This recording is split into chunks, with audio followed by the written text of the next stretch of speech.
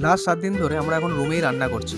তো আজকে যাচ্ছিলাম বাজার করতে, তাই ভাবলাম ভিডিওটা আপনাদের সাথে শেয়ার করি। রেডি হয়ে চলে গেছিলাম রাজকুমারকে ডাকার জন্য। গিয়ে দেখি বোকা শুয়ে শুয়ে সিনেমা দেখছে। আমাকে দেখে গালি দিয়ে ভাগিয়ে দিল, বলে যাও যাও আমি যেতে পারবো না। তো ওর সাথে আর বেশি তর্ক করলাম না। এমনি বিদেশের মাটিতে আছি, এখন যদি আমাকে পটকে পটকে মারে তাহলে বাঁচানোর মতনও কেউ নেই। তো ভাবলাম নিজেই চলে যাই একা একা। আর এখন দুবাই যে ওয়েদার, সন্ধ্যে 7টার আগে রুম থেকে বেরোনোই যায়। এখন বাজে সন্ধ্যে 7:10, এখনো অব্দি রোদ আছে আর টেম্পারেচার প্রায় 40 ডিগ্রির কাছাকাছি। তো আমাদের রুমের সামনে একটা সুপার মার্কেট আছে, আনসার গ্যালারি বলে। আমি গেছিলাম সেখানে গ্রসারি কেনার জন্য।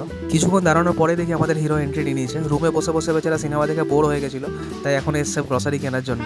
প্রথমেই চলে গেছিলাম চাল নেওয়ার জন্য, যেহেতু আমাদের চালটা শেষ হয়ে গেছে। এখানে চাল বলতে শুধুমাত্র এই বাসমতি চালই পাওয়া যায়। সেদ্ধ চাল আজ অব্দি আমি কোনো স্টোর বা সুপার মার্কেট এখন অব্দি দেখতে পাইনি। এই 5 কিলোর প্যাকেটটার দাম নিয়েছিল 25 দিরহাম, মানে প্রায় 625 টাকা। এরপর একটা এডিএল এর 3.5 কিলো সার্ফ নিয়েছিলাম, যেটা দাম পড়েছিল প্রায় 22 দিরহাম, মানে প্রায় 550 টাকার মতো। এরপর চলে গেছিলাম সাদা ওটস নেওয়ার জন্য। শরীর এখন বেশি বেশি করে প্রোটিনের দরকার রাজকুমারের সাথে ফাইট করার জন্য। তো ভালো ভালো দেখে 1 ডজন কলা আমি উঠিয়ে নিলাম। আর ওইদিকে দেখি বোকা দাঁড়িয়ে দাঁড়িয়ে ওখানে পেঁয়াজ কিনতে ব্যস্ত। মোটামুটি সব সবজি জিনিসপত্র নেওয়ার পর আমরা চলে গেছিলাম দই নেওয়ার জন্য। এখানে টক দই এর 1 কিলোর প্যাকেটের দাম প্রায় 6 দিরহাম থেকে স্টার্ট হয়, মানে ইন্ডিয়ান টাকায় প্রায় 125 টাকা থেকে স্টার্ট হয়।